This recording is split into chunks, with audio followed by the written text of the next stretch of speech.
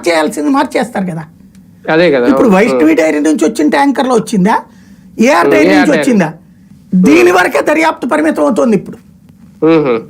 ఇప్పుడు అసలు దర్యాప్తు జరగాలని కోరుకుంటుంది ఏంటి హిందువులంతా? 5 ఏళ్లలో కలిసిందన్నదే ప్రతి ఒక్కరు నమ్ముతున్నాడు. ఎందుకు? జగన్ క్రిస్టియన్ కావడం, జగన్ మీద ఆ పాయింట్ ని ప్రధానంగా ప్రొజెక్ట్ చేస్తూ జగన్ కి దేవుడి మీద సెంటిమెంట్స్ లేవని ప్రొజెక్ట్ చేయడం వల్ల జగన్ వలన 5 ఏళ్ల నుంచి ఇట్లా జరిగిందని నమ్ముతున్నారు.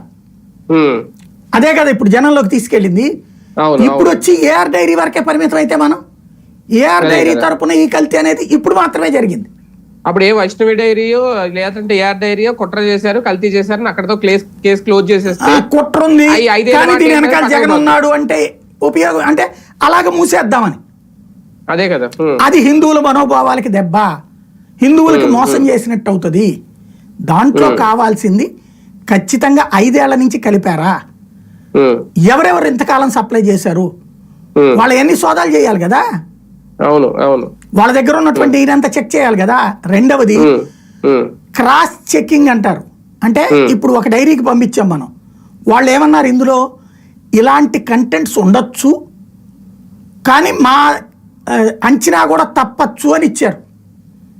అప్పుడేం చేయాలి? ఇంతకంటే పవర్ఫుల్ ల్యాబ్కి